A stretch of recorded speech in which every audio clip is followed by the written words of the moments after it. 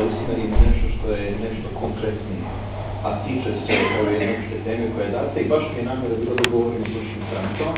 Tako da eto vidite, tu smo za njega poklopili i moje utisak, da mogu da kažem da imam istraživanje, na osnovu kojeg mogu da govorim, moj utisak kao neko ko se bavi politikom kao naučnom disciplinom i ko se bavi i politikom, jeste da bi internet mogao da doprinese onome što je, ja mislim, vrlo poželjno ovdje kao jedan događaj, to je demokratizacija političkih procesa. Ja bih, ako može, to malo se elaborirao, ako ukratko. Dakle, ako govorimo o tome kakve veze ima internet i politika, pa to svedemo na priču političkih stranaka, onda ja mislim neophodno da vidimo koji je to kontekst u koji smeštamo tu raspravu. Kontekst je naravno jedne političke zajednice koja se zove Srbija i u okviru koje se dešava neki politički proces. U tom političkom procesu deluju izvesni akteri. Najvažniji akteri u Srbiji su političke stranke kao i većine drugih političkih zajednica. Šta tu političku zajednicu koju mi živimo karakteriše, ja mislim da? Jedna neuređenost u smislu da se ovdje pravo posmatra kao nešto što je po mom sudu ne toliko poželjno. Dakle, postoji jedna vrsta odsustva smisla za pravo kao nečega čime se regulišu naši međusobni odnosi. I ako se odnosi ne regulišu pravo, onda nije loše da neke glasine upišu informacije o neki drugi utjecaj, onda nastaje neka vrsta neuređenosti. Neuređenost stvara neku vrstu nepredvidivosti. Nepredvidivost strah.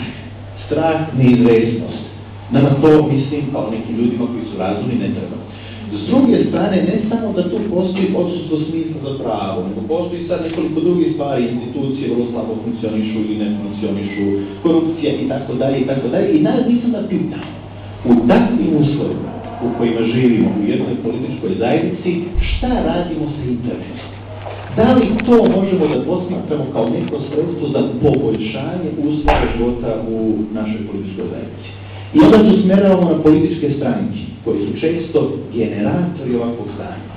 I ja bih se tu usmerio neko posebno polje koje se tiče upravo i političkih stranaka. Na primjer, političke stranke u Srbiji se uglavnom identifikuju preko nekoliko osoba, lica koje nastupaju i preko opštih poruka. Mi smo za Evropu, mi smo za proširenje teritorije, za pripajanje ove nama, za Kosovo, tako dalje i tako dalje. Ono što nedostaje političkom procesu u Srbiji, a gde postoji ogromno mjesto, ja mislim, za internet i za ljude koji se bave internetom ili su na internetu dosta, to je jedno specifično polje koje je u Srbiji potpuno zanemareno, a tiče se pisanja predloga javnih politika. Preko kojih bi političke stranke u jednom normalnom okruženju trebalo da se kandiduju, za glasove i tako dalje. Šta podrazumeva pisanje predloga javnih politika? Konkretno nuđenje rešenja nekog konkretnog problema u Boru, Negotinu, Kladovu, bilo kojem gradu, mjestu u Srbiji. Šta to još podrazumeva? Pisanje predloga javnih politika podrazumeva uključenost velikog broja ljudi iz krajeva u kojima postoji neka vrsta problema u definisanju tih rešenja. I mi možemo da se pitamo da li političke stranke u Srbiji danas obezbeđuju tu uključenost. Kada se donosi neki stav, odluka ili politika, da li neko ko je član neke od stranaka, a živi u Negotinu, Boljevcu, gde ga je dalo, Boru, da li on zaista osjeća da on jeste tu doprino makar jednim zarezom? Ja mislim da ne. Ali ako bi postala praksa u političkim strankama rasprava o predlozima javnih politika, gde se tu onda stvara uloga za internet? Otvaraju se forumi, omogućiš onome i Boljevca, na primjer, da okači na forum svoj predlog izmene tog dela teksta. Neka stručna lica koja mogu da budu i Beograd analiziraju te predloge. Forum služi za razmenu tih informacija, pa makar za unošenje tog jednog zareza.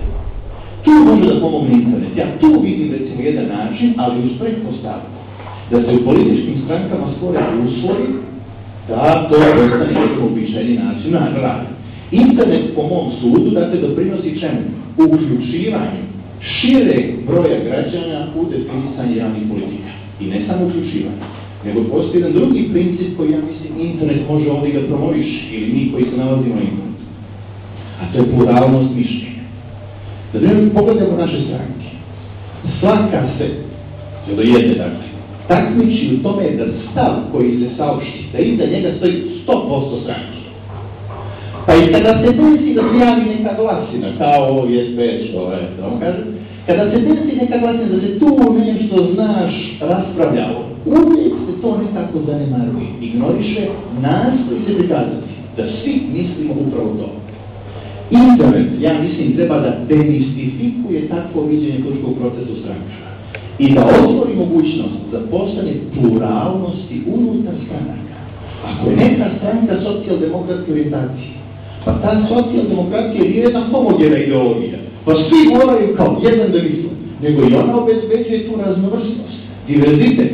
Pa čemu da treba da služi politička stranka? Po mom sudu raspravlja o tome koji pristup, koje viđenje, koje varijante te jedne političke ideologije u odnosu na konkretni slučaj jeste najbolje. I ja ću to završiti, bilo što. Izvinjavam se, ali malo sa opet sa vremenu. Dakle, uključenost ljudi, mi moramo da obezbedimo uključenost ljudi, pluralnost, dakle da je potpuno prirodno imati raznovrsnost ideja i mišljenja, jer mi razgovaramo kada pričamo o politici tome kakvim životom hoćemo da živimo. Imamo različita viđenja toga. Da li je prirodno da u strankama ta različitost bude viđena? Ja mislim da jeste. I možda najvažnija stvar, demokratičnost u postupku usvajanja odluka u političkim strankama. Što se, ja mislim, uvođenje interneta kao ovakvog sredstva postiže. Sad, naravno, ovdje je pitanje da li su političke stranke u Srbiji spremne na takvo nešto.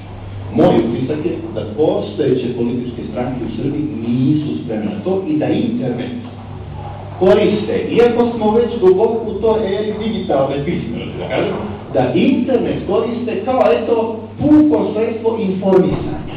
Mi se informišemo o tome šta je uradio Tadić, šta je uradio Tomislav Nikolić, ali nemamo priliku da utičemo na to šta će se dešavati za tim njihovim postupcima i tako dalje. Ja ću se rado opet javljati. Hvala, Vlado.